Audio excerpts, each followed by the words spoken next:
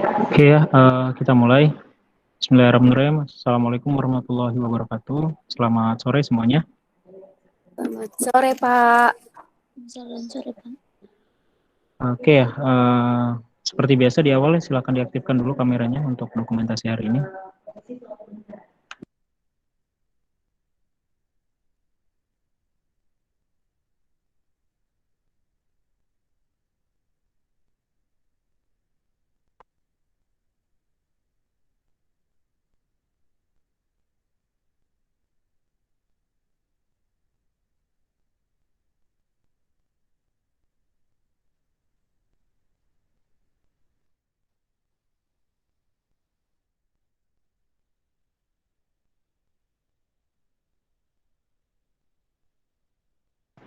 Yang baru join silakan diaktifkan kameranya langsung ya.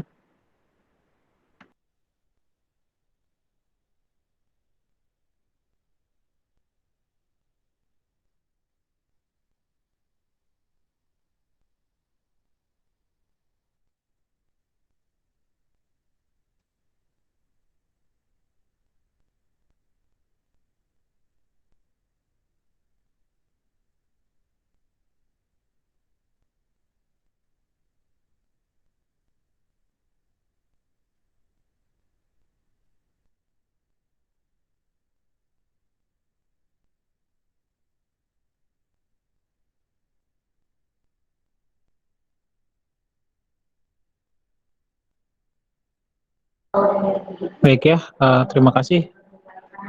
Saya ingatkan sekali lagi ya untuk absensi jangan lupa diisi, linknya masih yang kemarin. Ini pertemuan ke-13. Sebelum saya masuk ke materi hari ini, jika ada yang ingin didiskusikan, saya persilahkan untuk materi minggu lalu. Kalau ada, biasanya nggak ada ya kalau mahasiswa. Kalau ditanya siapa yang mau nanya, nggak ada. Bapak izin bertanya boleh nggak? Oke, boleh. Mau nanya yang kemarin, kan ada yang jenis itu yang tekanannya itu diatur itu kayak tekanan itu atau diaturnya bisa menjadi cair. Nah itu kan di dalam sediaannya itu kan ada dua jenis gas ya Pak, ada gas yang gas di dalam bentuk gas dan ada yang bentuknya itu gas cair. Nah pertanyaannya itu, kok bisa yang ada yang gas bentuk gasnya ya Pak? Karena tadi udah diatur ya pasti bisa jadi cair. Itu gimana ya Pak? Oke, terima kasih. Jadi itu pertanyaan tentang aerosol ya. Jadi kalau kita lihat bagannya, aerosol itu kita gambarkan wadah di mana ada gas yang berbentuk cair, ada yang berbentuk gasnya gitu ya untuk propelan. Ini yang ditanyakan temannya. Nah, mengapa demikian? Ya, padahal sudah diatur sedemikian rupa agar tetap cair. Nah, sekarang kita atur sedemikian rupa tetap cair, tetapi di dalam wadah itu pasti ada celah. Ya, jadi tekanan yang diberikan itu sampai dia cair itu ketika di dalam alat. Ya, tetapi ketika dimasukkan ke dalam wadah, di atas wadah itu ada namanya celah ya, ada ruang kosong. Nah, ruang kosong itu yang tidak ditempati oleh siapapun gitu ya. Itulah yang ditempati oleh gas. Kenapa tidak ditempati siapapun? Karena waktu pengisian pun itu dalam kondisi vakum, ya kondisi terkontrol tekanannya. Oke, jadi sehingga ketika gas tadi dalam bentuk cair itu mengisi wadah, maka otomatis dia akan mengisi juga bagian yang lainnya ya. Jadi untuk menjaga tekanan di dalam itu tetap konstan, maka ada gas yang menguap. Ya, ada gas yang menguap pada temperatur ruang. Nah, ketika dia menguap, dia akan menekan, jadi memberikan tekanan dalam sistem tersebut. Ya, menguapnya gas itu memberikan tekanan di dalam sistem tersebut. Nah, tekanan yang dihasilkan dapat membuat gas yang belum menguap, ya, gas yang masih dalam kondisi cair itu tetap berada pada kondisi cairnya. Jadi untuk memaintainnya itu memang harus ada yang menguap. Kenapa bisa terjadi penguapan ya? Karena ketika pengisian atasnya kan tadi kosong, ya bagian atas itu kosong. Karena nggak mungkin kita isi penuh, ya nggak mungkin kita isi penuh. Pasti ada kosongnya. Kenapa kita berikan celah tadi?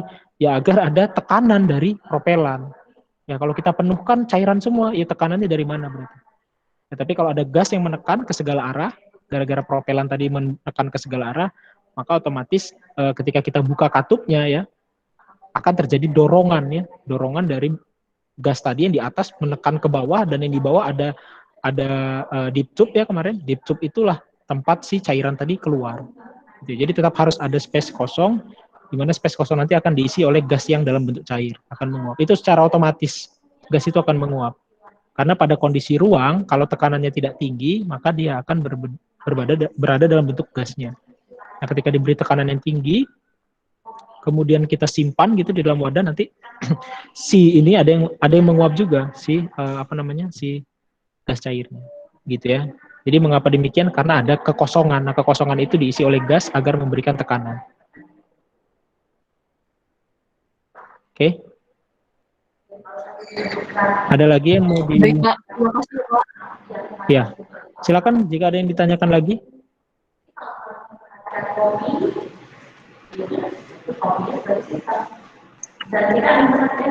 Oke, kalau tidak ada berarti kita masuk ke materi hari ini ya, yaitu tentang pilot plant scale up teknik. Jadi teknik melakukan scale up. Ya, jadi mengapa kita perlu melakukan scale up gitu ya? Atau kenapa kita perlu melakukan studi terlebih dahulu? Studi terhadap scale up produk ya, atau biasanya kita sebut dengan pengujian dalam skala pilot ya. Mengapa kita lakukan seperti itu? Karena ya, ternyata kalau kita buat obat misalkan ya, misalkan kita R&D ya. Jadi kalau laboratorium itu skala R&D ya. Misal kita buat obat di R&D gitu ya. Kemudian kita ingin produksi dalam jumlah besar, maka akan terjadi perubahan. Ya, perubahan apa itu? Perubahan alat yang pasti ya. Misalkan kita buatnya dalam beker glass begitu. Kemudian ketika kita mau memproduksi 100.000, nggak mungkin kita pakai 100.000 beker glass. Betul ya? Kita pasti pakai wadah yang besar. Nah, itu kan udah terjadi perbedaan alat. Ya. Alat yang digunakan berbeda dan sebagainya. Sehingga ketika kita tidak melakukan scale up atau tidak melakukan uji studi scale up, tapi kita langsung produksi skala besar dari formula atau dari metode di laboratorium, maka akan terjadi perubahan-perubahan parameter uji, ya, atau perubahan spesifikasi. Ya, saya ambil contoh, misalkan tablet spesifikasi atau ujinya apa saja? Ada yang tahu tidak? Uji dari tablet itu apa saja? Ada yang masih ingat? Uji tablet apa saja? Hancur, Pak. Waktu Cepat alir bisa sih. gini, nama saya siapa? Sebutkan, karena itu kan ada banyak ya uji tablet. Devis Krismonia, Pak. Devis, oke. Gimana Devis? Apa saja yang kamu ketahui uji tablet? Uji tablet itu ada uji waktu hancur, uji kekerasan. Udah itu aja yang tahu, Pak. Uji waktu hancur, kekerasan. Oke, boleh, nggak apa-apa. Ada lagi yang mau menambahkan? Saya Pak Alvia Rinda. Oke, silakan Alvia. Organoleptik, Pak. Organoleptik. Organoleptik yang dimaksud apa? Warnanya, terus bentuknya, homogenitas. Oke. Mungkin warna, mungkin bentuk ya. Karena kan tablet itu ada picking, sticking, binding, dan sebagainya. Oke. Organoleptis ya, dari bentuknya boleh. Ada lagi? Saya Pak Windy Firta, Windy Firta, Pak. Windy Firta. Windy Pak, Windy Firta. Windy Firta, Pak. Iya, sabar Windy. Iya, Windy, silakan. Mau nambahin Pak, ada uji keseragaman bobot nih Pak. Ya, terus? Udah Pak, satu aja sih. Oke, ada yang mau nambahkan lebih banyak? Pak, saya. Ya, siapa? Anissa Septiana. Apalagi? Ada uji keseragaman ukuran itu mengenai perbandingan antara diameter dan tebal tablet. Terus ada fleksibilitas atau friabilitas. Habis itu ada uji waktu hancur sama ada zat aktif di dalam tabletnya, Pak. Oke, sebagian besar sudah disebutkan. Ada yang belum? Satu saja yang penting. Uji Kekerasan, Pak. Oh, kekerasan boleh. Satu lagi. Keseragaman bobot. Uji kelaritan udah belum, Pak? Sudah selesai. Uji apa tadi? Disolusi ya. Waktu alir. Ya, disolusi. Kalau kita evaluasi serbuk, iya waktu alir, kemudian kemampuan daya alir. Tapi kalau sudah jadi tablet, evaluasinya nggak ada. Tapi kalau evaluasi serbuk, iya ada sudut diam, ya waktu alir dan sebagainya. Oke, sebagian besar udah bisa menjawab. Nah, maksudnya begini, kaitannya dengan kenapa kita perlu melakukan studi ya, skala pilot begitu. Karena parameter yang kalian sebutkan tadi ketika kita melakukan scale up atau produksi dalam skala besar, itu akan berubah dalam hal dibandingkan dengan skala laboratorium. Nah, karena ada perubahan tadi, sehingga kita harus melakukan studi bagaimana caranya agar ketika diproduksi dalam jumlah 1 juta tablet sekali produksi misalkan, atau satu batch-nya 1 juta tablet, dengan 100 tablet, itu tetap memenuhi batas spesifikasinya. Nah, itulah mengapa kita melakukan uji skala menengah ya, atau skala pilot. Nah, untuk hari ini kita akan belajar tentang definisinya ya. Jadi ada beberapa definisi nanti yang kita pahami dulu, kemudian tujuannya, kemudian langkah-langkah dalam melakukan scale up, kemudian pertimbangan secara umum ya, nanti kita lihat apa saja yang perlu dipertimbangkan ketika kita melakukan proses scale up. Selanjutnya adalah pertimbangan dari GMP ya, atau apa GMP? Ada yang tahu? Ada yang tahu GMP apa? Good apa tuh? Good manufacturing practice, Pak. Oke, ya. Ya, good manufacturing practice ya, atau kalau di Indonesia itu namanya CPOB, cara pembuatan obat yang baik. Gitu ya. Kemudian keuntungan dan kerugian kalau kita melakukan. Jadi ada beberapa sedikit kerugian ya untuk personality khususnya. Kerugian-kerugiannya nanti. Jadi pertama kita bahas tentang definisi ya, pabrik ya atau plant ya. Plants itu atau pabrik adalah tempat di mana 5M atau 5M ya, seperti uang ya, kemudian material, metode dan mesin itu disatukan untuk membuat produk. Jadi kalau kita belajar tentang manajemen ini ya, saya makanya agak bingung nih, mau saya sampaikan takutnya udah disampaikan juga di farmasi industri, jadi saya takutnya cukup tumpang tindih, tapi mudah-mudahan tidak ya. Jadi pabrik itu ya atau plant study itu merupakan tempat di mana 5M ini berkolaborasi bersama untuk membuat suatu produk. Kenapa saya bilang harus 5M ya? Kenapa? Karena kalau satu saja tidak ada maka tidak bisa jadi produk.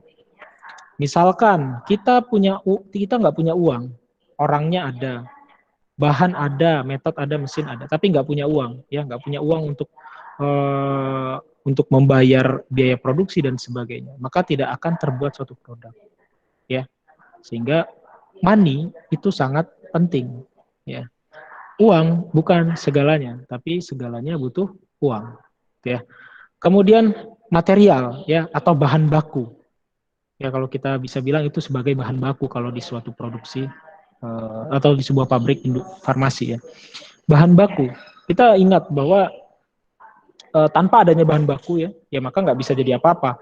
Nah ini relate sekali dengan topik kita kali ini yaitu tentang bahan baku, bahwa Indonesia itu sedang berusaha sekarang. Bagaimana caranya Indonesia itu bisa memproduksi bahan bakunya sendiri. Oke, itu adalah cita-cita yang sangat bagus sekali ya, karena sekarang mungkin hampir 90% ke atas bahkan ya, bahan baku kita itu kita masih impor. Ya, sehingga memang ada ke arah sana pertimbangan. Tapi kalau saya jadi seorang, bukan dari saya malah ini dari salah satu pimpinan dari ini ya pabrik farmasi, dia mengatakan bahwa begini, ternyata lebih murah kita import daripada kita menghabiskan biaya atau melakukan investasi yang sangat besar untuk membuat pabrik bahan baku. Jadi itu yang jadi kendala kita. Bahan baku sekarang tuh murah-murah dari Cina ya, kemudian dari India dan sebagainya. Itu lebih murah daripada kita harus menginvest sekian besar dana untuk membuat suatu plant atau membuat suatu pabrik bahan baku. Jadi itu sebuah dilema sebenarnya. Dari short term-nya memang lebih menguntungkan impor gitu dari bahan baku. Tetapi dari long term-nya ternyata memang lebih menguntungkan punya sendiri. Nah, tetapi kan banyak industri itu nggak punya modal sebesar itu sekarang untuk membuat suatu pabrik bahan baku. Dan inilah yang sedang diupayakan oleh pemerintah di Indonesia ya. Kalau bisa kita mandiri bahan baku, tapi memang industri lebih senang impor daripada buat sendiri. Kemudian man ya, atau manusianya, maksudnya di sini orangnya. Dalam sebuah industri farmasi ya, khususnya manusia atau karyawan itu merupakan aset yang sangat berharga. Sehingga kalau kalian bekerja di sebuah perusahaan yang besar ya, biasanya kalian akan terjamin ya hidupnya. Kenapa? Karena mereka tahu bahwa manusia itu atau karyawannya adalah aset. Beda halnya dengan perusahaan yang tidak memikirkan manusianya atau tidak memikirkan karyawannya. Biasanya perusahaan ini tidak begitu besar atau tidak begitu maju. Kenapa? Karena di balik kesuksesan sebuah industri itu ada orang-orang hebat di dalamnya, ya. Jadi ini merupakan salah satu aspek pendukung sehingga produk yang dihasilkan itu bagus ya. Sehingga nanti kita akan bahas kriteria personalia itu untuk scale up itu seperti apa.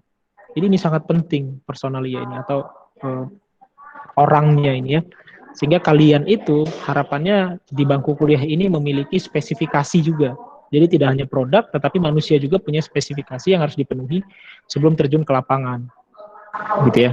Kemudian mesin ya atau alat ya, alat yang digunakan. Kalau kita bicara soal alat, industri-industri itu alatnya sudah mumpuni semua, ya karena mereka memang kebanyakan alat-alatnya itu ya dari induknya mereka ya. Induknya biasanya kan di luar negeri. Ya, jadi kalau kita belajar, kalian belajar gitu tentang produksi kan ada yang tol manufaktur dan sebagainya, itu kan ada tipe-tipe manufaktur ya, ada yang memang dia produksi sendiri, ada yang minta pihak ketiga untuk produksi dan sebagainya. Tapi kalau dari segi peralatan memang Indonesia itu produsennya itu memang sudah cukup ya peralatannya untuk produksi. Buktinya obat tidak ada yang masalah ya dari segi performanya di lapangan. Nah, tetapi mesin ini yang saya bahas juga tadi bahwa di Indonesia ya untuk di kampus-kampusnya memang tidak seperti di industri. Ya, kenapa? Karena di Indonesia tadi skala lab dan tidak ada simulasi skala pilotnya khususnya untuk di farmasi. Jadi kalau di Indonesia itu jarang sekali, saya belum ketemu malah ada kampus yang punya skala pilot untuk suatu produksi sediaan. Jadi akibatnya apa? Ketika kita ke industri, itu kita belum punya kemampuan untuk melakukan scale up. Begitu ya, sehingga proses kemampuan scale up itu kita dapat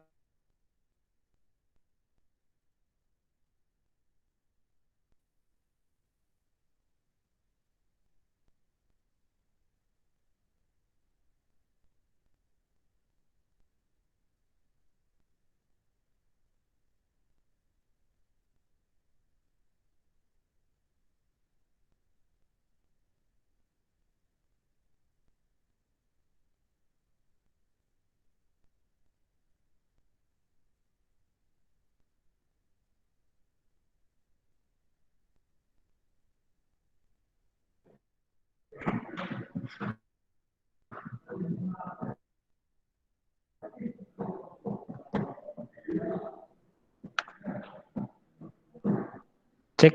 Halo, apakah suara saya sudah terdengar sekarang? Sudah, Pak. Oke, sorry ya, tadi mati lampu di ITERA ya. Baik, oke, kita lanjutkan ya. Jadi saya sedikit bercerita ya, bahwa memang kalau untuk skala pilot itu jarang ya, atau belum ada saya lihat untuk farmasi sendiri memiliki laboratorium yang seperti itu. Sehingga tadi saya bilang bahwa mahasiswa tidak memiliki kemampuan untuk scale up dari segi praktek, tetapi mereka akan dapat itu ketika mereka bekerja di sebuah industri farmasi. Nah, jadi kalau farmasi itu biasanya bekerjanya di, kalau kalian sebenarnya luas ya pekerjaannya itu ya, ada di QC, QA, farmasi itu bisa masuk di sana kerjanya. Tetapi yang menurut saya lebih lebih apa ya, lebih terpakai ilmunya itu adalah ketika kalian berada di, apalagi yang teknologi ya, teknologi itu di R&D ya, itu di bagian pengembangan produk, research and development. Nah itu ilmu kalian benar-benar, oh ternyata tuh dulu diajarin tentang waktu alir, kenapa kita harus penting, atau dulu diajarin tentang mengukur viskositas, ternyata prinsipnya seperti ini, bagaimana cara meningkatkan viskositas, dan seterusnya. Itu kalian melakukan percobaan yang sangat banyak, sehingga dapat membuat suatu produk yang spesifikasinya sesuai. Nah, tapi sekali lagi, ketika kita mau scale up atau mau produksi skala besar, spesifikasi itu bisa berubah, sehingga formulanya Ya, formula pada saat kita di laboratorium atau di R&D itu bukan berarti formula akhir dalam produksi akhir. Ya, karena bisa saja ketika scale up tadi, skala pilot misalnya ada masalah sehingga formulanya akan dirubah. Itu bisa saja. Ya, sekali lagi, itu bisa saja. Artinya masih dinamis formula itu. Kemudian definisi selanjutnya adalah pilot plants ya, atau merupakan bagian dari farmasi di mana formula skala laboratorium di tempat itu dari formula laboratorium itu diubah formulanya, atau bukan dirubah dalam tanda kutip, bukan dirubah sepenuhnya, tetapi dimodifikasi sehingga menjadi sebuah formula yang dapat diproduksi dalam jumlah yang sangat besar dan layak ya, diberikan garis merah atau warna merah ya, layak ya, karena layak di sini maksudnya memenuhi spesifikasi ya, karena percuma di laboratorium bagus tetapi ternyata setelah jadi produk ternyata nggak bagus. Jadi itu yang harus kita hindari. Kemudian apa itu scale up? Ya, scale up itu adalah seni merancang prototype. Ya, merancang prototype dari data yang diperoleh dari pilot plan tadi ya, atau pilot plan tadi. Jadi dari data yang diperoleh dari skala pilot, kita desain agar bisa dibuat sediaan tersebut dalam skala industri, dalam skala produksi yang lebih besar. Nah, untuk tujuannya, mengapa kita perlu melakukan studi ini ya, atau melakukan proses studi scale up, adalah untuk mencoba proses pada model pabrik yang diusulkan sebelum mengeluarkan materi atau uang yang lebih banyak dalam suatu unit produksi sediaan. Jadi kalau kita produksi suatu sediaan, ya kalau kita udah pakai skala produksi, jumlahnya itu nggak sedikit. Ya jumlahnya itu sangat banyak. Nah, jadi buat gambaran kalian bisa sampai 1 juta tablet satu kali batch itu. 1 juta tablet. Nah, bayangkan kalau kita tidak melakukan uji atau studi scale up, 1 juta tablet hasilnya jelek. Bayangkan ruginya ya yang harus dialami oleh suatu industri. Ya, sehingga sebelum menghabiskan uang begitu banyak karena kegagalan, ya maka lebih baik kita lakukan dengan jumlah yang lebih sedikit. Tetapi jumlah sedikit ini harus bisa menggambarkan kondisi sebenarnya. Karena kalau jumlahnya sedikit ya di laboratorium lebih sedikit lagi kan ya. Jadi saya sedikit cerita juga ya, bahwa saya dulu buat sediaan nano ya. Jadi kalau kita bicara soal nano itu masalahnya di scale up sebenarnya. Ya masalah ketika kita melakukan scale up.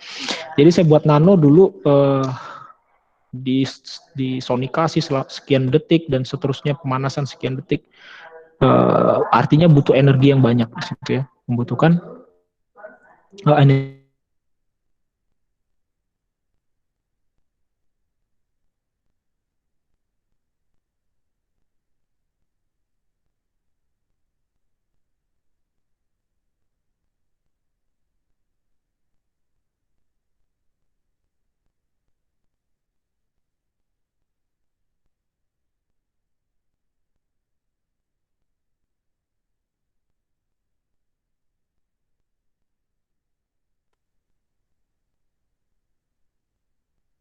Oke.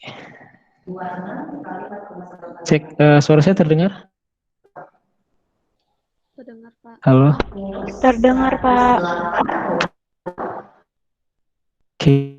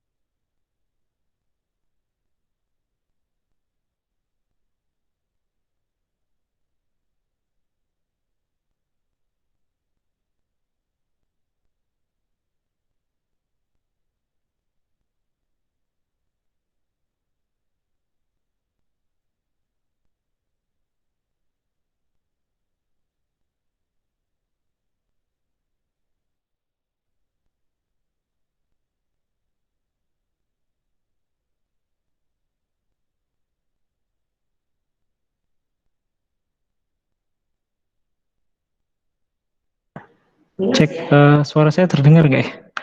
Ini saya minta maaf ya. Terdengar. Sinyal saya karena apa namanya?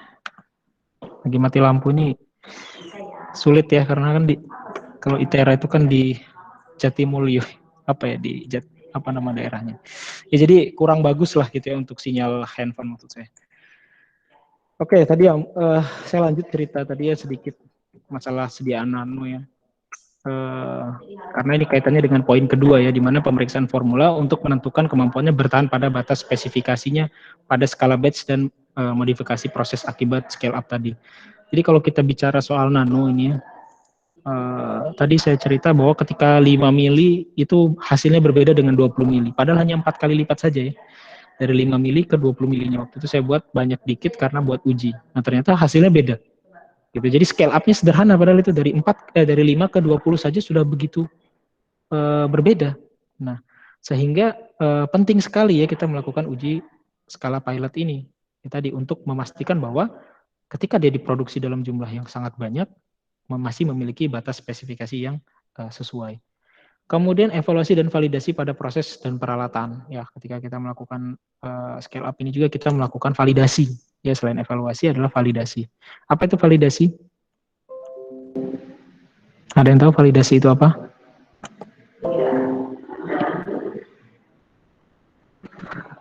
Ada yang tahu validasi? Tidak ada?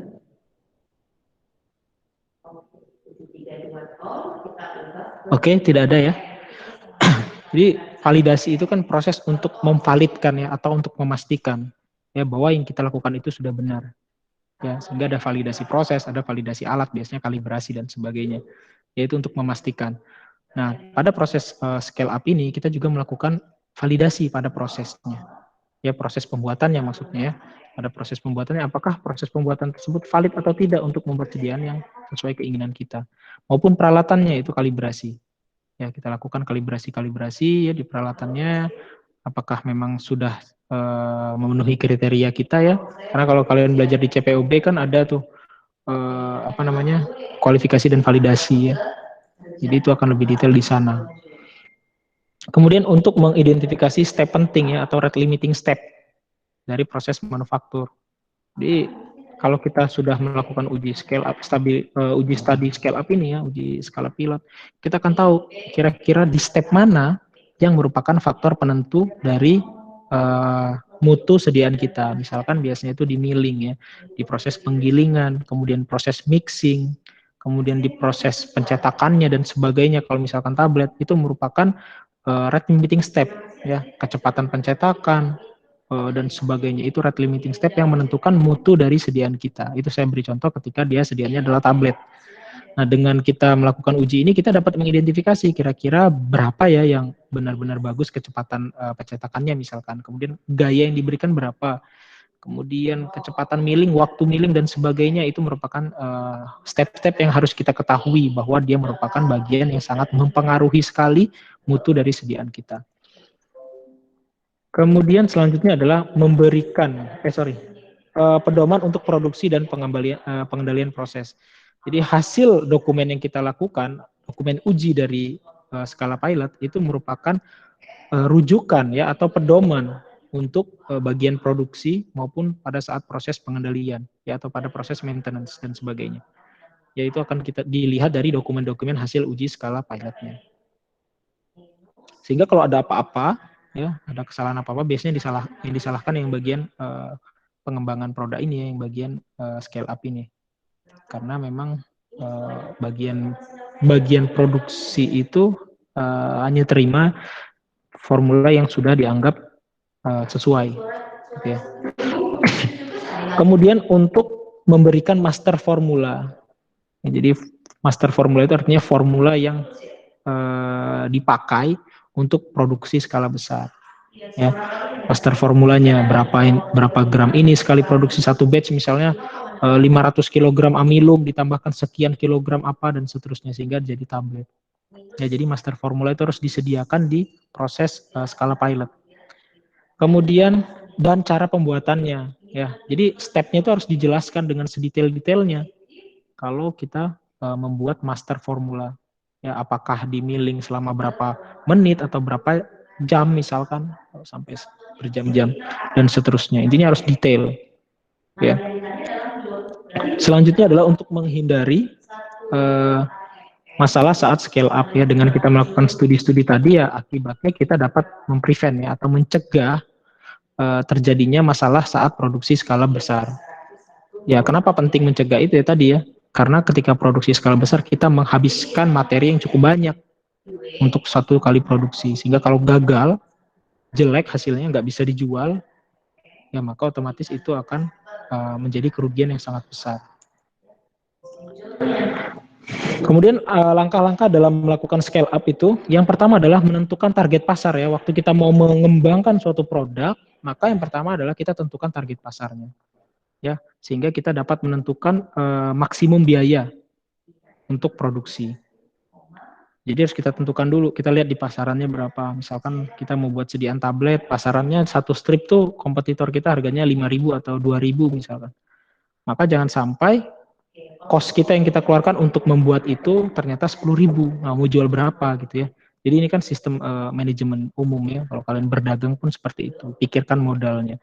Begitu juga di industri farmasi. Kita harus pikirkan dulu modal untuk memproduksi ini kira-kira berapa. Ya. Jangan sampai melebihi atau terlalu besar dari kompetitor. Kecuali memang produk kita punya keunggulan yang tidak dimiliki kompetitor.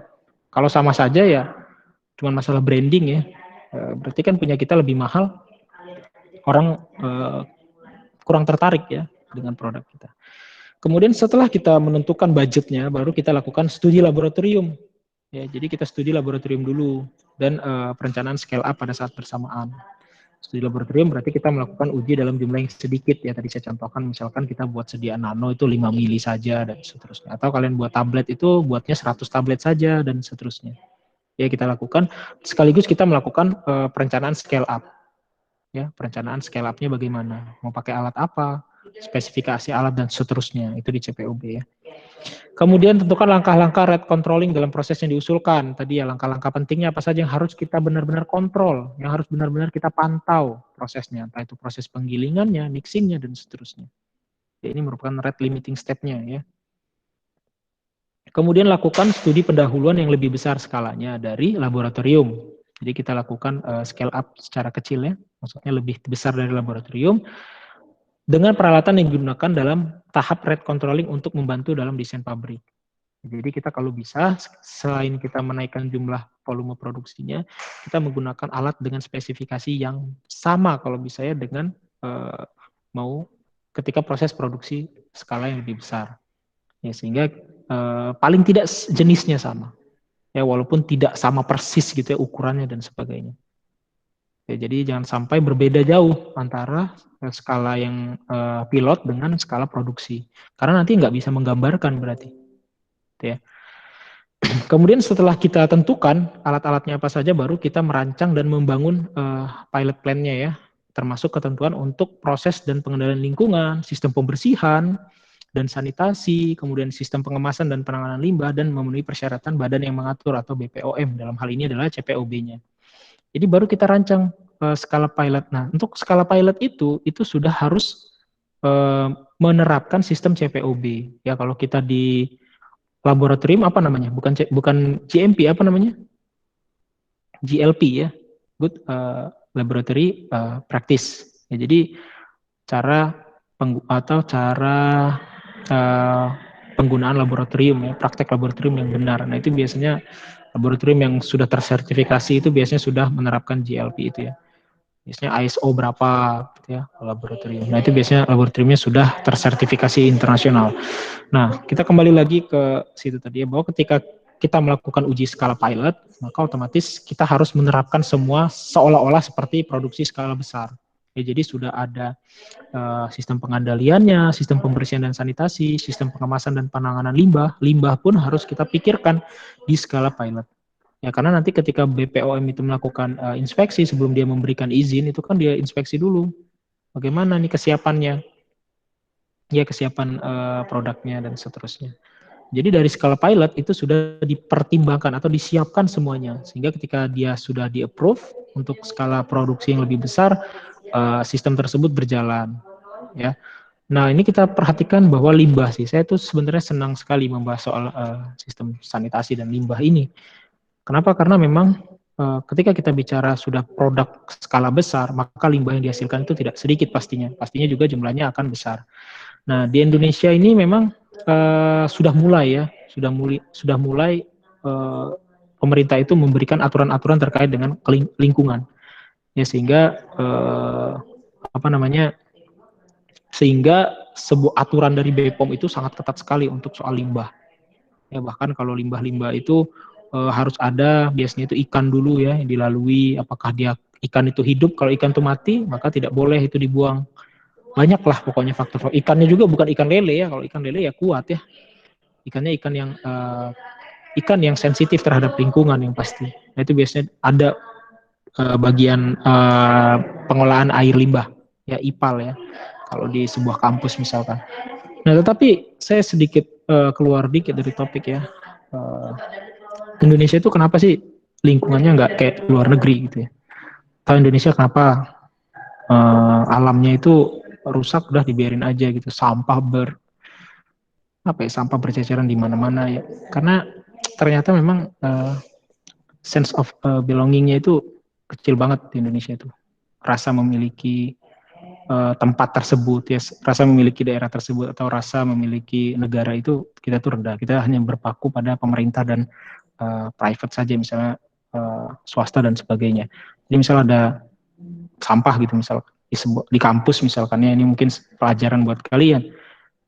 Kalian jangan ragu untuk membersihkannya, tapi nyatanya ternyata di Indonesia itu lebih, saya yakin kalau farmasi mah nggak betah yang lihat sampah begitu, pasti dibersihkan. Nah, tapi banyak orang itu yang mengharapkan ini kan sudah kerjaannya ini loh, oh ini kan sudah ada tukang sampah, oh ini itu. Nah itu loh sense of belongingnya itu yang rendah kalau di Indonesia. Nah, sehingga memang di industri itu sudah mulai diatur sebegitu ketat ya di aturan-aturan pemerintah. Nah, tetapi saya singgung tadi kenapa ya, agar kita secara personal juga harus pikirkan lingkungan, bukan hanya pemerintah saja yang memikirkan lingkungan, kita juga harus memikirkan lingkungannya. Jadi misalkan sebisa mungkin sekarang sudah mulai wadah minum sendiri, jangan sering beli minum kemasan dan seterusnya lah, yang hal-hal sepele seperti itu yang terkait dengan lingkungan. Ya, saya agak menyimpang sedikit gitu ya, tapi masih kaitannya dengan lingkungan atau limbah. Kemudian selanjutnya adalah tahapnya adalah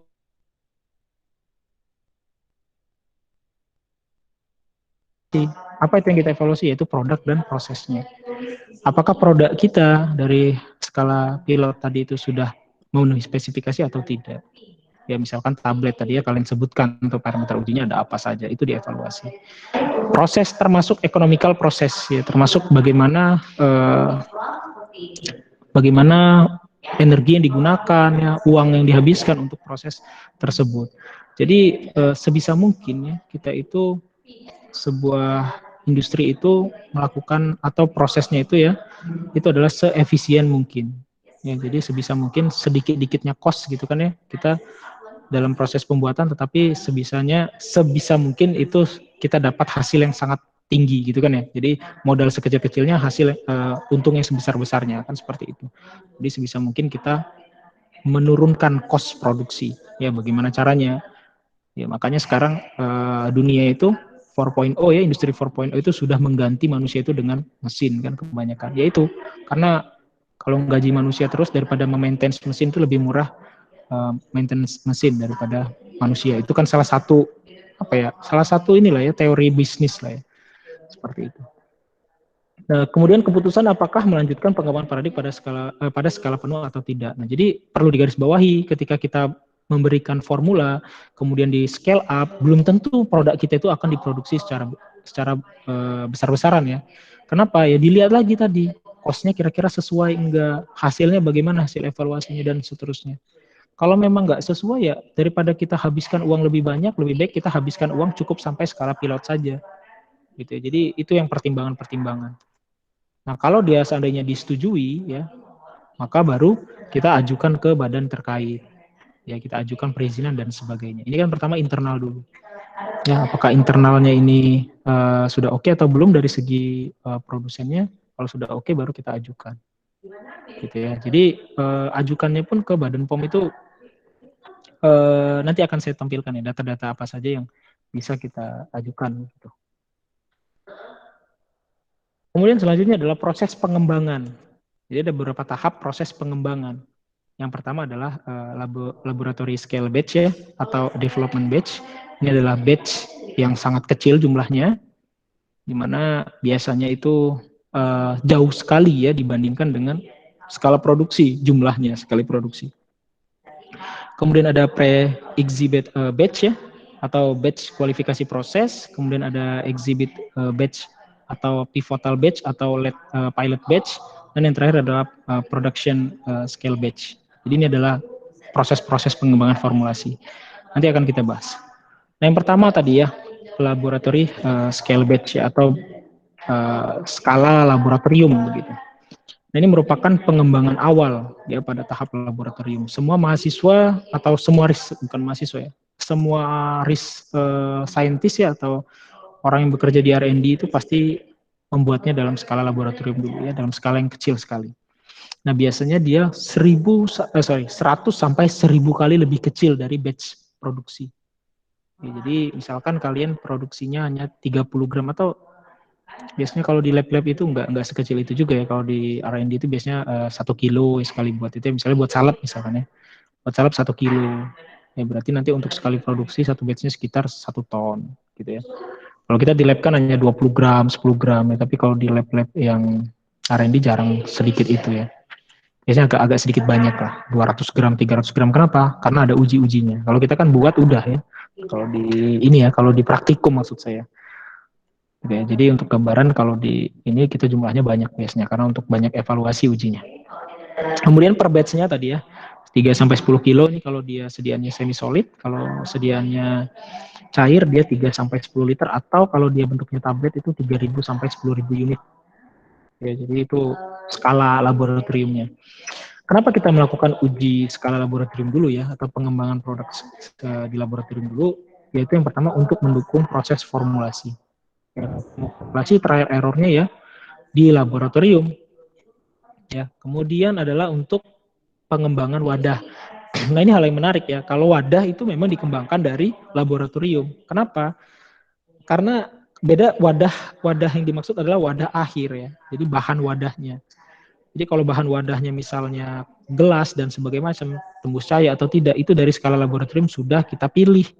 Ya, sehingga kita dapat melihat stabilitasnya dari skala laboratorium. Karena uji stabilitas ini biasanya kita lakukan dari skala laboratorium sudah kita lakukan. Ya, untuk mendapat gambaran apakah produk ini cocok atau tidak dengan wadah itu. Ya, ketimbang kita sudah skala pilot. Kalau skala pilot kan jumlahnya lebih besar tuh. Kemudian ternyata tidak cocok dengan bahan itu wadahnya, maka kan ruginya akan banyak. Ya, jadi kalau untuk melihat kompatibilitas atau tidak itu kan bisa dari skala yang kecil. Ya, dari skala laboratorium saja sudah bisa. Kemudian kegunaannya adalah untuk uji praklinik. Apa itu uji praklinik? Kalian tahu? Ujinya ke hewan percobaan bukan ya Pak? Uji ke hewan coba. Oke, jadi uji praklinik itu bisa in vivo, bisa in vitro ya. Intinya praklinik ya, sebelum klinis ya, sebelum uji ke manusia. Kalau misalkan dia mau diproduksi atau dia merupakan obat yang harus dilakukan uji klinis terlebih dahulu, misalnya obat baru. Ya. Kalau dia bukan obat baru, obat kopi dan segala macam, tetap uji praklinis ya. Uji praklinisnya ada secara in vitro misalkan ya, uji di solusi terbanding. Jadi ada in vitro, ada in vivo untuk uji praklinis. Dan itu dilakukan di skala lab. Ya, untuk menentukan kira-kira formula kita ini sudah memenuhi spesifikasi atau belum. Ya, sebelum kita scale up. Nah, kemudian baru kita naikkan jumlah produksinya sekali buat. Ya, yaitu pre-exhibit batch ya. Yaitu tahap pertama dalam scale up. Nah, ini biasanya 70% dari exhibit batch. Ya, dari exhibit batch. Kemudian dokumentasi proses yang lengkap dan metodologi analisis yang tervalidasi.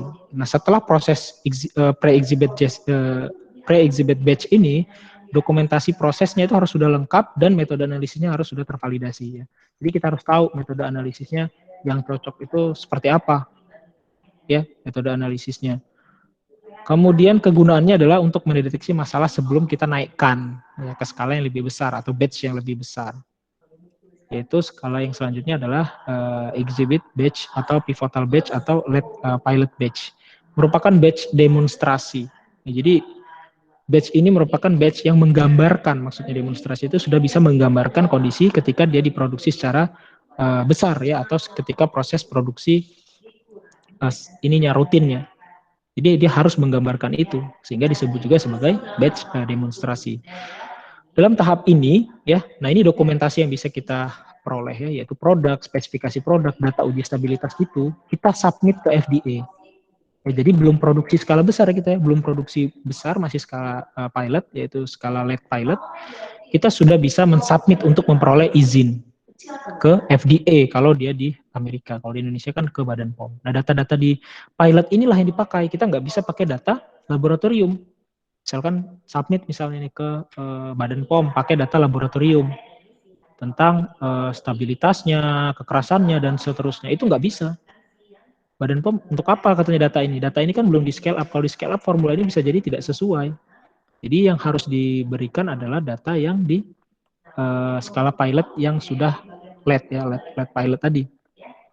Ya, yang kondisinya sudah menggambarkan, alat-alatnya itu sudah menggambarkan kondisi sebenarnya. Nah, biasanya kapasitas produksinya itu 1/10 dari skala produksi. Jadi hanya 10% saja. Kalau yang tadi kan 1/100 sampai 1/1000. Kalau ini hanya 1/10. Jadi dia lebih dekat ya dengan kondisi sebenarnya. Nah, kenapa kita tidak submit pakai data skala produksi saja, skala produksi yang lebih besar? Ya karena ruginya itu tadi, ya karena banyak sekali bahan yang terbuang. Toh sama saja, ya skala pilot dan skala produksi. Ya harus bisa seperti itu. Kalau skala pilot nggak bisa menggambarkan produksi, ya berarti gagal pengembangan pilot plans-nya. Ya, jadi pilot plans itu benar-benar harus menggambarkan kondisi yang sebenarnya, walaupun dengan jumlah yang lebih sedikit, begitu. Kemudian per batch-nya 30 sampai 100 kilo. Kalau dia sediaan semi solid. Kemudian kalau dia sediaan cair bisa sampai 100 liter. Ya banyak ya kalau 100 liter itu sekali produksi. Kemudian atau kalau tablet bisa sampai 100.000 unit. 100.000 tablet. Gitu ya. Kalau tablet, kapsul dan sebagainya, kalau satuannya unit itu bisa sampai 100.000. Dan dia sudah diproduksi sesuai CPOB atau GMP. Kalau yang tadi kan kita di laboratorium GLP. Ya. Kalau yang ini diproduksi sudah sesuai dengan CPOB, yaitu cara pembuatan obat yang baik. Kemudian disebut juga sebagai NDA atau ANDA batch, ya. Ini adalah New Drug Application ya. Jadi untuk obat-obat yang siap disubmit itu disebut dengan NDA atau ANDA batch, ya siap disubmit ke FDA. Kemudian bisa disebut juga sebagai Regulatory Reference Batch. Ya, merupakan reference sesuai dengan yang dipersyaratkan oleh regulator. Kemudian bisa juga disebut sebagai bioequivalent batch dan seterusnya. Ini sebutan-sebutan lainnya untuk exhibit batch. Ya, bahkan bisa disebut juga sebagai stability test batch. Nah, jadi untuk data uji stabilitas yang dipakai di submit tadi ya sudah saya jelaskan itu adalah yang di skala pilot ya. Jadi untuk uji stabilitas saya sedikit singgung ya tentang uji stabilitas. Di uji stabilitas itu kita menggunakan pedoman ICH ya. Secara internasional kita menggunakan pedoman yang namanya ICH. Nah, itu ada pembagian zona. Indonesia ini zona 4 berapa gitu, 4A atau 4B saya lupa. Kemudian di zona tersebut uji stabilitasnya adalah uji untuk semua zona, sorry. Jadi kita pertama tuh melakukan uji stabilitas dipercepat. Ini tadi ya. Data uji stabilitas dipercepat. Kenapa kita melakukan uji stabilitas dipercepat? Karena kita pengen cepat-cepat. Ya, betul, pengen cepat-cepat. Kenapa? Kelamaan kalau kita uji 2 tahun dulu baru mendaftarkan produk. Artinya kita sudah kehilangan waktu 2 tahun, ya, rugi waktu untuk memperoleh izin edar 2 tahun. Kan begitu ya, kalau kita real time. Sehingga ada uji stabilitas dipercepat. Hanya dalam waktu 6 bulan, kalau dia stabil, kita dapat mengklaim produk kita stabil selama 2 tahun. Dan itu diberikan usia simpannya dari BPOM. Kalau kita bisa melampirkan data uji stabilitas dipercepat yang benar, ya, yang hasilnya itu memuaskan, maka stabil selama 2 tahun. Punya izin edar, expire-nya 2 tahun kemudian. Nah itu ya, itu tujuannya mengapa kita melakukan uji stabilitas dipercepat. Dan data yang harus kita berikan ke BPOM adalah data yang dibuat pada skala pilot. Gitu ya. Nah, exhibit batch ini sebenarnya sedikit berbeda dengan skala pilot. Kenapa? Karena exhibit batch ini adalah skala pilot yang sudah akhir tadi ya. Biasanya habis skala pilot, pengembangan lagi ke exhibit batch. Atau tadi kan pilot batch, kemudian dikembangkan. Nah, pilot batch ini biasanya merupakan primarily ya, artinya di awal untuk scale up dan studi optimisasi. optimalisasi. Sorry. Nah, kita tidak bisa melakukan exhibit batch sebelum scale up secara pilot tadi itu selesai. Jadi kalau mau dibagi lagi, sebenarnya ada skala pilot itu sebelum exhibit batch. Exhibit batch, ya. Nah, kenapa kita tidak melakukan uji stabilitas pada batch yang komersial, ya? Karena nggak ada yang mampu, ya, nggak ada yang punya uang, nggak ada yang punya materi ya untuk sanggup melakukan itu. Karena ruginya banyak sekali ya. Kalau ternyata kita produksi 1 juta tablet, terus 1 juta tablet itu hanya untuk uji, dan itu kan minimal 3 batch ya. Kalau kita uji stabilitas itu minimal 3 batch ya. Sebenarnya semua uji dalam evaluasi itu minimal 3 batch. Nah, bayangkan satu batchnya 1 juta, berarti 3 batch 3 juta. Ada 3 juta produk yang cuma dipakai untuk uji stabilitas. Sisanya berarti kalau nggak stabil ya dibuang. Gitu ya. Jadi banyak sekali kerugiannya. Untuk menghematnya makanya dilakukan uji skala pilot maupun exhibit batch ya, atau batch yang lebih besar dari pilot. Gitu. Tapi beberapa literatur menyebut mereka ini satu kesatuan ya, yaitu exhibit batch. Di mana exhibit batch ini ada awalnya skala pilot, kemudian baru flight pilot ya. Kemudian production batch ya, atau batch untuk skala produksi ya. Merupakan produksi secara rutin saat produk dipasarkan. Kalau kita lihat batch per produksinya banyak sekali ya. Jadi untuk sediaan semi solid ini bisa sampai 1 ton sekali produksi. Ya, satu batch-nya itu 1 ton. Kemudian kalau untuk sediaan cair bisa sampai 1000 liter, dan kalau tablet bisa sampai 1 juta tadi ya. 1 juta unit. Jadi untuk satu batch-nya bisa 1 juta unit. Bayangkan 3 batch dipakai untuk uji. Alangkah ruginya gitu ya. Jadi kalau digambarkan alatnya seperti ini. Jadi kalau untuk skala lab itu lebih kecil dibandingkan dengan pilot scale. Kemudian ada lagi demonstration scale tadi atau exhibit batch. Ini lebih besar lagi, dan yang terakhir adalah commercial scale ya, atau skala komersial untuk skala produksi jumlah yang sangat besar gitu. Oke, mengapa kita melakukan studi pilot ya? Kenapa kita melakukan studi ini sebelum kita buat sediaan dalam produksi yang lebih besar?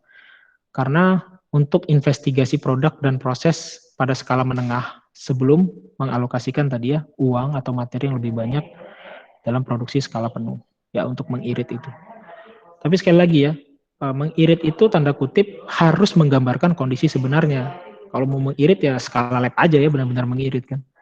Tapi untuk melihat pengaruh scale up itu ya harus dilakukan uji studi. Nah, biasanya tidak memungkinkan untuk memprediksi efek dari peningkatan skala yang berlipat ganda. Jadi kalau terlalu jauh ya jumlah pelipatan gandanya, kalau tadi kan 1/10 ya, berarti 10 kali gitu ya. Berarti itu masih bisa lah. Tapi kalau udah terlalu jauh berlipat gandanya, misalnya dari 1 menjadi 1000, kan 1/1000 ya tadi kalau skala lab, maka itu tidak bisa tidak bisa diprediksi ya bagaimana prosesnya.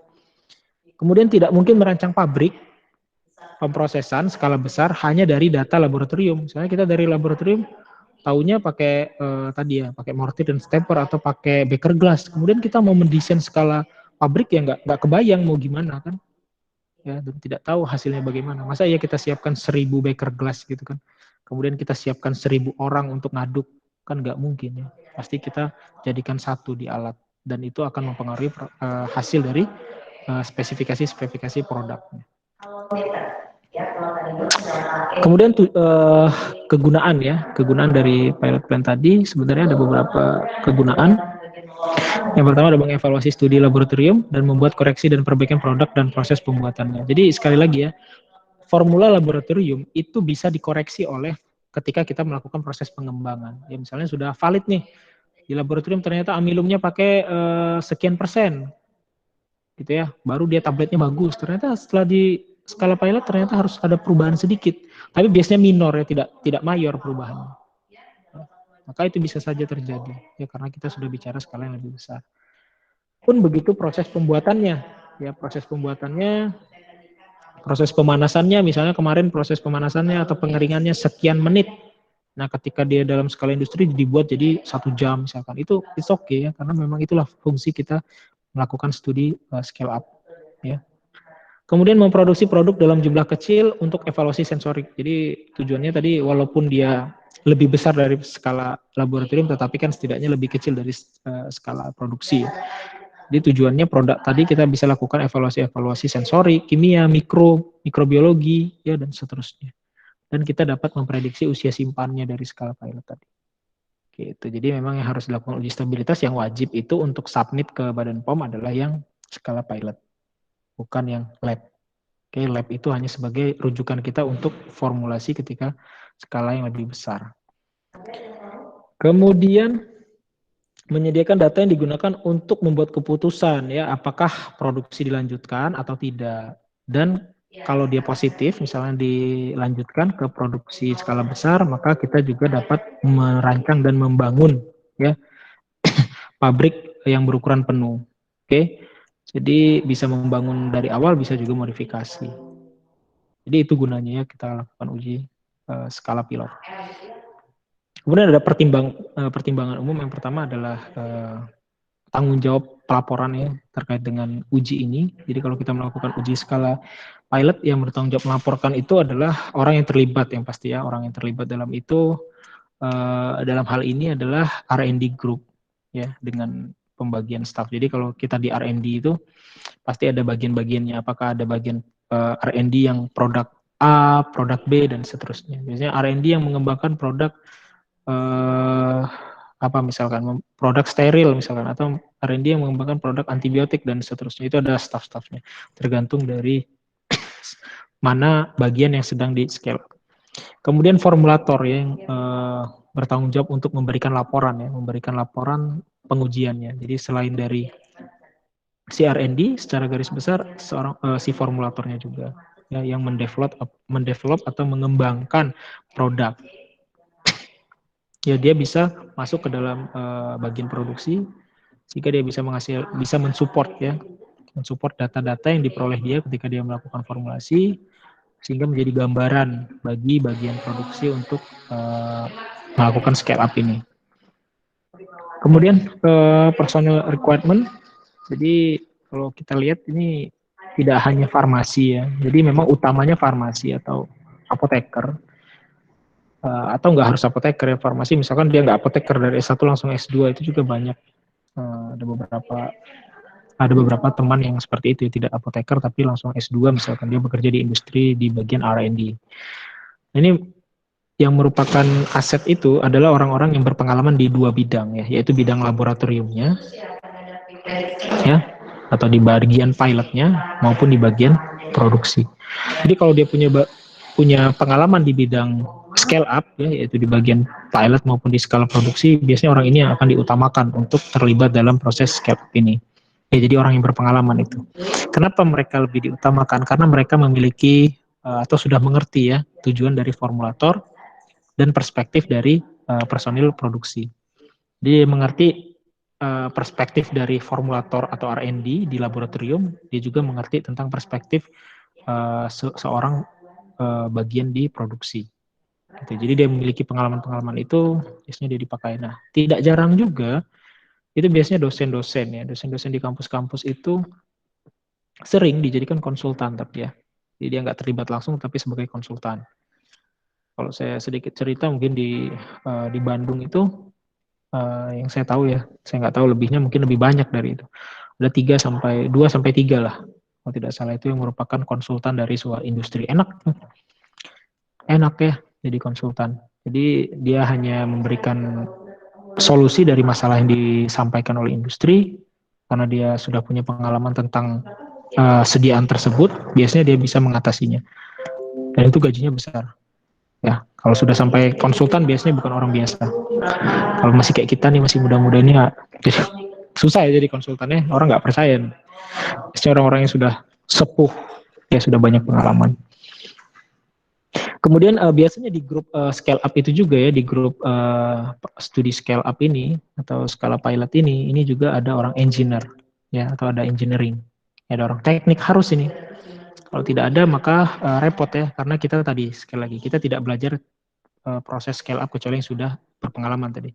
Meskipun dia sudah berpengalaman, dia butuh bantuan seorang engineer. Ya. Kemudian ruangan ya. Kebutuhan ruangan, apa saja ruangan yang dibutuhkan untuk produksi skala pilot ya, atau pilot plant tadi.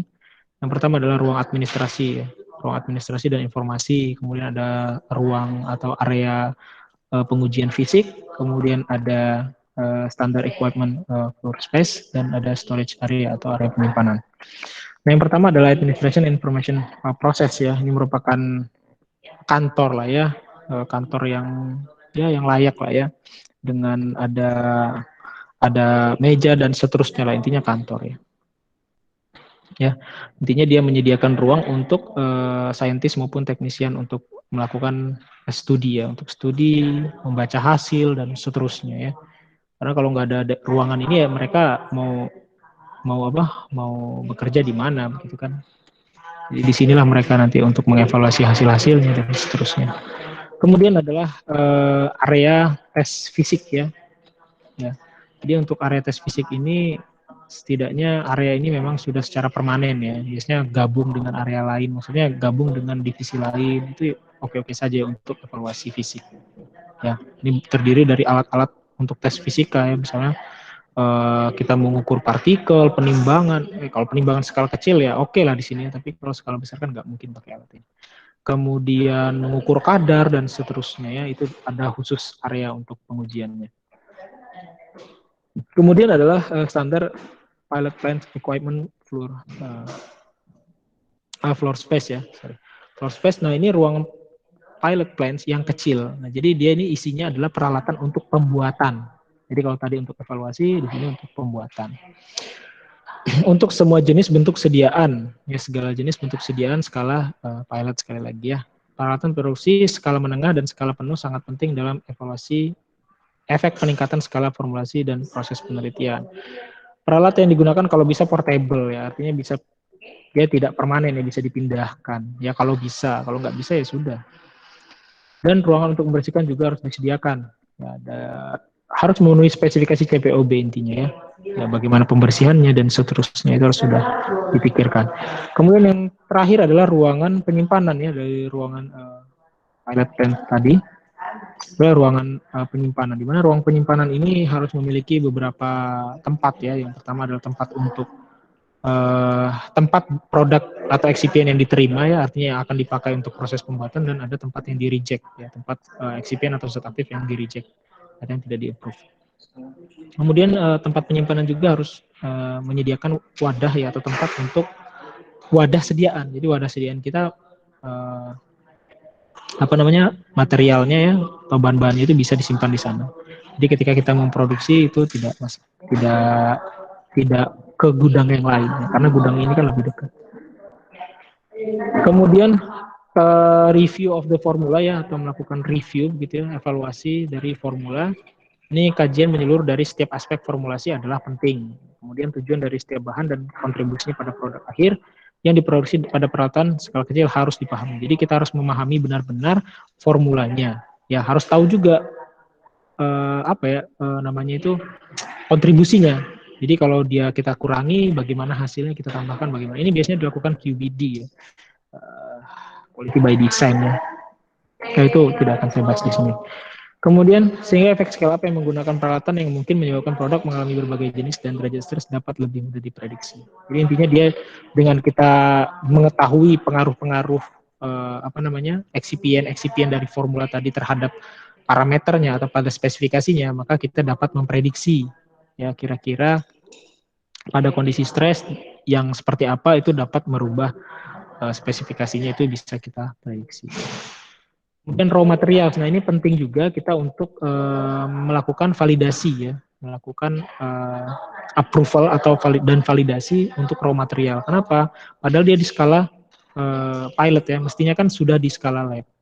Nah, kenapa? Karena ternyata bahan baku itu bisa berubah ya spesifikasinya ketika dia jumlah yang dibeli misalkan itu berbeda. Misalkan gini, kalau saya beli di suatu produsen gitu ya bahan baku 1 kilo, kemudian nanti saya mau skala produksi, maka saya belinya kan nggak 1 kiloan, belinya bisa-bisa yang tontonan ya. Maka itu harus kita lakukan validasi lagi, ya kita cek lagi apakah dia memenuhi standar atau tidak, kadar airnya, kemurniannya dan seterusnya. Ya itu harus dilakukan juga pada proses pilot plants ini. Kemudian peralatan. Nah, sebisa mungkin tadi ya seperti saya singgung bahwa sebisa mungkin alat yang digunakan itu sesederhana mungkin dan semurah mungkin dan seefisien mungkin lah intinya ya untuk menghasilkan. Tapi tetap harus digarisbawahi produknya harus memenuhi spesifikasi. Oke. Ukuran peralatan harus sedemikian rupa sehingga uji coba eksperimental harus relevan dengan batch ukuran produksi. Artinya dapat menggambarkan ketika dia diproduksi secara besar-besaran. Jangan terlalu besar dan jangan terlalu kecil. Kalau terlalu kecil tidak menggambarkan proses produksi. Misalnya pada skala lab tadi kan ya, kan dia jumlahnya sangat kecil. Kalau terlalu besar maka akan terjadi pemborosan kalau kita terlalu banyak zat aktif atau excipient yang kita pakai dengan alat yang lebih besar. Ya. Untuk kecepatan produksi ini misalkan tablet ya, tablet misalkan kecepatannya adalah 1 juta tablet per jam. Nah, itu contohnya kecepatan produksi ya. Jadi ini menjadi titik ukurnya, pertimbangannya adalah misalkan produk kita di pasaran itu bagaimana? Apakah produk kita itu secepat itu larisnya atau enggak? Ya kalau memang produk kita fast moving ya, maka bisa kita tingkatkan kecepatan produksinya, misalkan seperti itu. Atau misalkan mau libur panjang ya biasanya, maka produksi ditingkatkan kan jumlahnya dan seterusnya. Nah, itu biasanya harus dilakukan optimasi lagi ya, optimasi kecepatan. Ya harus dilakukan validasi proses lagi. Sehingga kecepatan ini harus benar-benar diperhatikan apakah produk kita ini fast moving atau tidak. Ya, atau memang sedarurat itu sehingga harus cepat-cepat banyak. Ya pokoknya intinya di pasarnya bagaimana ya produk kita. Kemudian parameter evaluasi itu ada beberapa hal ya. Yang pertama adalah kecepatan dari mixing. Ini merupakan parameter yang harus dievaluasi ya ketika proses pilot plants ini. Itu adalah kecepatan mixing ya, atau kecepatan pencampuran, pengadukan dan seterusnya. Kemudian waktunya, ya berapa lama yang harus di mixingnya. Ya nanti kita bahas minggu depan ya, apa saja aspek-aspek dari bentuk sediaan. Kalau ini kan kita bahas secara garis besar. Secara garis besar sediaan farmasi ya. Nanti kalau kita bahas tentang secara khusus, misalnya sediaannya tablet atau sediaan padat dan seterusnya itu ada lagi ya. Mixing time ya, berapa lama proses pencampuran itu merupakan parameter yang harus kita evaluasi. Ini kaitannya dengan homogenitas. Karena kalau tidak homogen, maka ini akan jadi masalah. Ya, produk kita keseragaman ukurannya, keseragaman kandungan ini tidak akan tercapai. Kemudian adalah kecepatan penambahan dari agen granulasi. Ya, kalau kita menggunakan metode granulasi, kita kan akan menuangkan misalkan dia granulasi dengan cairan pengikat ya, granulasi basah misalkan. Maka kecepatan penuangannya ini harus kita evaluasi juga, apakah sudah sesuai atau belum. Karena begini, kalau di laboratorium kita kan tinggal tuang-tuang aja ya, nggak ada kecepatannya berapa dan sebagainya. Tapi kalau kita di suatu alat, itu ada semua ketentuannya, berapa mili per menit dan seterusnya ya. Kalau dia pakai spray dry bagaimana, ini harus kita evaluasi semua kalau dia di sebuah industri. Kemudian larutan obat dan seterusnya. Kemudian selanjutnya adalah kecepatan pemanasan dan pendinginan ya. Juga harus kita perhatikan. Kemudian kalau dia cairan, ini ukuran dari filternya itu harus kita perhatikan atau kita evaluasi apakah sudah sesuai atau belum untuk sediaan kita. Karena sekali lagi dari lab ke industri ke skala yang lebih besar itu tidak bisa kita prediksi hasilnya akan sama dari segi spesifikasi. Kemudian screen size, kalau dia padatan ya, berapa ukuran meshnya dan temperatur pengeringan dan waktu pengeringannya ini juga harus kita perhatikan. Kemudian adalah runutan pencampuran dari komponen, mana dulu yang dicampurkan, ya, dan seterusnya itu harus kita evaluasi, harus dioptimasi semua. Kenapa kita harus melakukan evaluasi proses tadi ya yang banyak ini? Karena kita harus mengetahui ya efek dari berbagai parameter, karena efek-efek itu merupakan dasar optimasi kita. Ya, apakah kita mau waktunya itu diturunkan, ya pemanasannya diturunkan dan sebagainya. Itu kan harus kita evaluasi semua. Kemudian selanjutnya adalah master manufacturing procedure ya, atau prosedur master ya. Prosedur master itu kayak pedoman begitu untuk proses pembuatan. Nah, untuk lembar penimbangan ya, maksudnya lembar penimbangan itu harus benar-benar memperjelas gitu ya, yang ditimbang apa zatnya, kemudian senyawanya itu apa, senyawa kimianya apa dan seterusnya. Ya, jadi harus ditulis dengan jelas. Ini kan merupakan master ya, artinya merupakan pedoman untuk semua orang yang mau produksi nantinya. Jadi kalau si pilot scale ini orang-orangnya harus membuat pedoman sehingga yang diproduksi nanti, ya, yang di bagian produksi skala besar nanti itu tinggal baca ini saja, tinggal baca hasil dokumentasi mereka. Nah, sehingga harus jelas apa yang ditimbang, jumlahnya berapa, nama zatnya itu apa dan seterusnya. Pokoknya sedetail mungkin sehingga tidak terjadi kebingungan ya dari bagian produksi. Kemudian arahan tiap proses harus tepat dan eksplisit ya, jadi harus benar-benar jelas apa dulu yang dicampurkan dan seterusnya. Ya, kemudian prosedur pembuatan harus ditulis oleh operator sebenarnya, operator yang melakukan proses scale up tadi. Jadi kalau dia proses pencampuran tadi ya harus diperjelas mana terlebih dahulu yang dicampurkan dan seterusnya. Itu harus ditulis dengan jelas. Karena yang mau mengerjakan bukan mereka lagi nanti kalau udah skala produksi, sudah orang yang berbeda. Ya, meskipun nanti tetap di training dulu awalnya. Tapi kalau nggak tertulis ya pasti lupa ya dari hasil training tadi. Kemudian berbagai spesifikasi seperti kecepatan penambahan, waktu pencampuran, kecepatan pencampuran, dan seterusnya itu benar-benar harus disebutkan atau dicatat dalam dokumen master tadi ya atau pedoman tadi. Gitu. Jadi sebegitu kompleksnya bagian ini kerjanya. Kemudian stabilitas produk dan keseragaman ya. Tujuan dari pilot plans tadi itu adalah untuk memperoleh stabilitas fisik dan kimia yang sesuai ya pada skala lab. Ya sesuai. Jadi walaupun dia skalanya lebih besar tetapi hasilnya sesuai yaitu memenuhi batas spesifikasi. Oleh karena itu setiap pilot batch yang menggambarkan formulasi akhir dan prosedur pembuatannya harus dipelajari stabilitasnya. Sekali lagi stabilitas selain dilakukan di skala lab dilakukan juga di skala pilot ya. Justru yang disubmit tadi ya ke Badan POM itu adalah yang skala pilot, bukan yang skala laboratorium. Karena data yang skala laboratorium itu tidak dipakai oleh BPOM. Saya nggak peduli katanya data laboratorium kamu toh itu nggak menggambarkan apapun. Saya mau yang data pilot. Ini kalau kita bicara industri ya.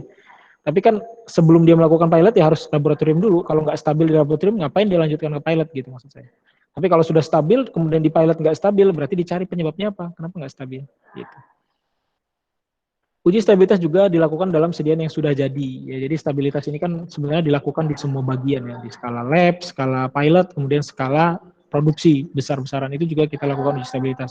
Yaitu uji stabilitas real time dari sampel petinggal ya atau sampel yang ditinggalkan dari hasil produksi. Makanya kalau kita lihat kalau ada masalah apa-apa di lapangan nanti itu dilihat sampel petinggalnya. Kalau sampel petinggalnya bagus, di batch-nya nomor batch berapa misalnya dicek sampel petinggalnya bagus, berarti yang salah bukan di industri, tetapi yang salah adalah proses distribusinya. Gitu ya.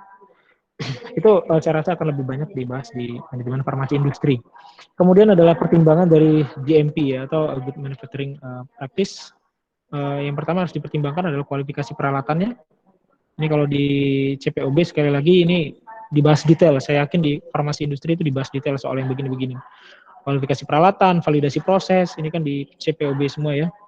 Dibahas, kemudian jadwalkan perawatan pencegahan secara teratur, proses peninjauan dan validasi ulang secara teratur ya, harus kita lakukan, kemudian SOP ya, tertulis yang relevan. Jadi kalau di industri itu istilahnya itu do what was written and write what was done. Jadi lakukan apa yang tertulis, do what is written ya. Jadi apa yang tertulis dan tulislah apa yang Anda kerjakan, write what was done. Jadi kita harus melakukan itu kalau di sana. Ya. Jadi kita harus menulis apa yang sudah kita lakukan dan mengerjakan apa yang tertulis gitu ya. Itu istilahnya kalau di industri. Jadi kita nggak boleh kerja sesuatu nggak nulis. Nah, itu nggak boleh. Jadi apapun yang kita kerjakan tulis. Kemudian apa yang mau kita kerjakan, lihat tulisannya, lihat tulisan atau SOP-nya. Oke, jadi harus dilihat. Kemudian sistem transfer teknologi yang terdefinisi dengan baik, ya, artinya tadi ya di pedoman itu harus benar-benar jelas sehingga transfer teknologi itu terdefinisi dengan baik, sehingga diulang orang yang berbeda itu hasilnya akan sama.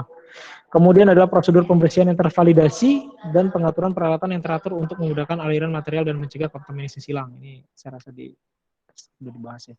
Apa sih keuntungannya kita menggunakan sistem skala pilot ini selain yang disebutkan di awal tadi ya? Ya ini agar apa? Agar orang-orang ya atau bagian-bagian dari produksi dan quality control, divisi quality control maupun divisi produksi itu dapat dengan mudah mengamati proses scale up. Ya, dengan kita melakukan ini mereka dapat melihat oh ternyata seperti ini prosesnya, nanti saya harus seperti ini juga berarti kalau divisi produksi. Kemudian supply dari eksipien dan obat, itu sudah jelas ya dari divisi quality control dan bisa menyediakan data. Jadi gini, quality control itu kalau ada proses pengembangan skala pilot ini, mereka akan lebih mudah tahu ini bahannya dari mana, spesifikasi bahannya dan seterusnya. Karena ini kan yang tergambarkan juga di skala produksi. Ya. Kemudian akses dari engineering departemen ya, departemen engineer tadi bagian teknik, personilnya itu disediakan ya atau tersedia untuk instalasi peralatan, maintenance dan perbaikan. Jadi dengan kita skala pilot kita udah tahu nih bahwa departemen equipment itu departemen engineering itu kira-kira mereka perlu menyediakan alat apa saja ya, kemudian bagaimana cara memaintenance-nya dan cara membenarkannya.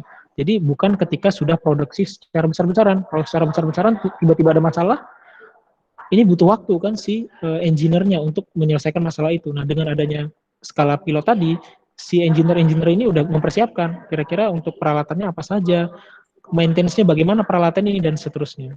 Ya, jadi ini merupakan penyiapan di awal. Karena kalau sudah produksi skala besar, tiba-tiba ada masalah ya, kemudian kita ketahuannya setelah produksinya gagal semua, ini kan jadi repot. Ya, dia tidak bisa mencegah, tidak bisa menurunkan resiko kerugian, gitu ya. Di samping itu ada kerugiannya juga kalau kita dengan skala pilot ini. Sebenarnya kerugiannya lebih ke personal ya, yaitu adalah interaksi antara formulator dengan personil produksi itu menjadi menurun ya. Karena kan formulator ya cuma di lab, kemudian nanti dilempar ke bagian scale up. Nah, scale up baru ada bagian produksi, jadi mereka menurun. Ya.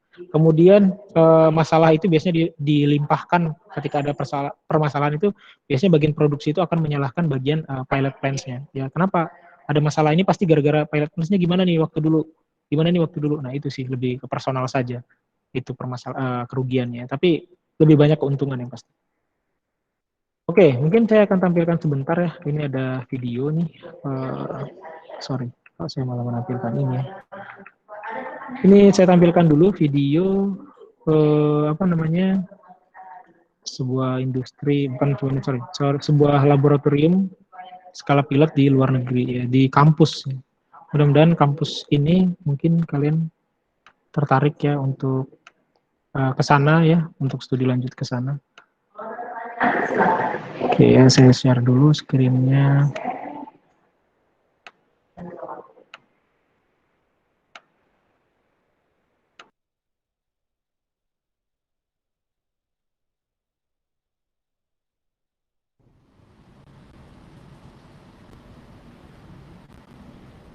Hi, I'm Lucy and this is Dan. We're both students here at Sheffield studying chemical and biological engineering. Welcome to the Diamond, the hub of engineering here at Sheffield. Come on in.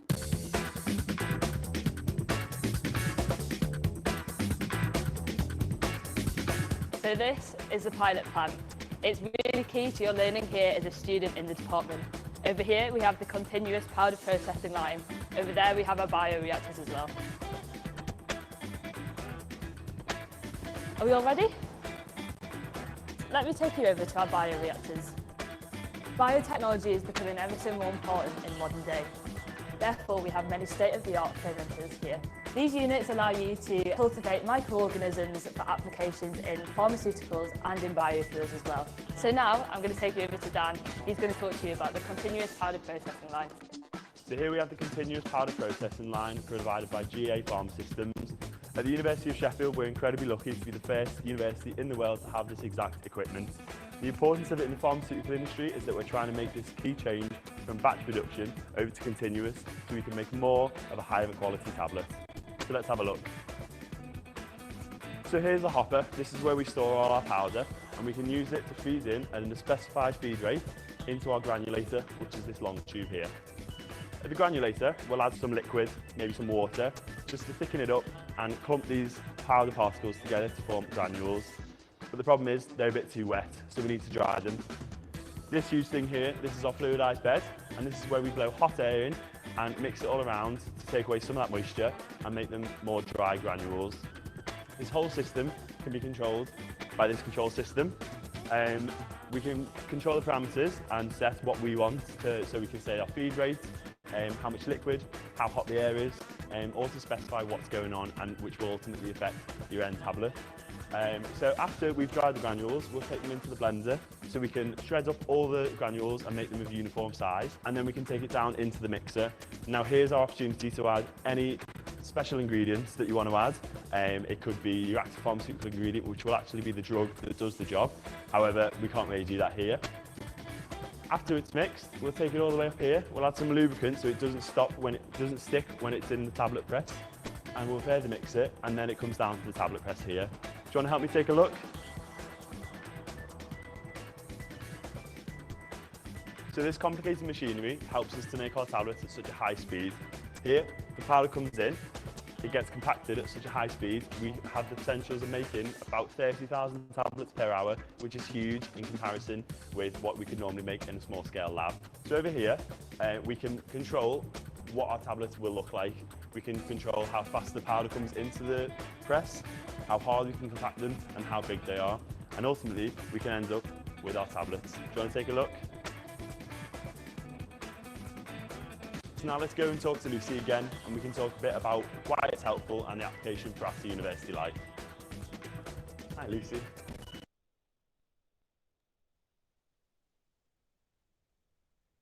Oke ya, jadi itu salah satu gambaran ya bahwa di luar negeri itu kampusnya, walaupun nggak semua sekali lagi ya, itu menyediakan skala pilot ya agar mahasiswa itu ketika mau mengembangkan, bukan mahasiswanya bahkan ketika dosen-dosennya mungkin ya atau peneliti-peneliti di sana ingin mengembangkan produk itu sudah bisa dapat gambaran apakah bisa di scale up atau tidak. Gitu ya. Oke, silakan jika ada yang ingin bertanya, saya persilakan.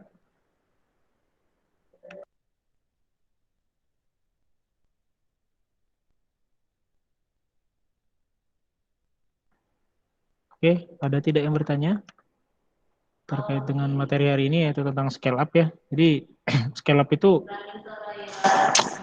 bukan masalah yang mudah ya. Jadi bisa sebuah riset laboratorium di scale up itu bisa berubah dan formulanya pun bisa berubah.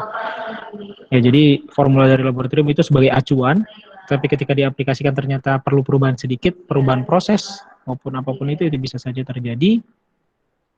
Dan yang dipakai untuk melakukan uji atau didaftarkan ke Badan POM begitu ya kalau kita mau memperoleh izin edar itu adalah hasil evaluasi di pilot ya, bukan laboratorium.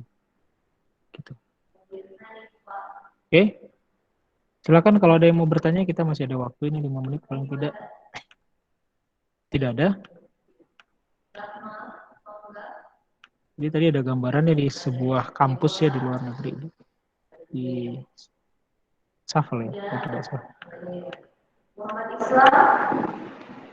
Oke, ada, tidak ada. Yes, kalau oke, silakan. Kan kalau sebelum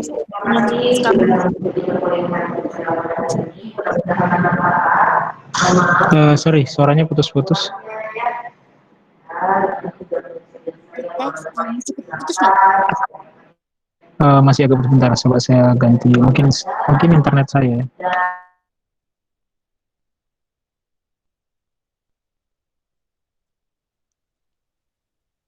Apakah sudah jelas, Pak?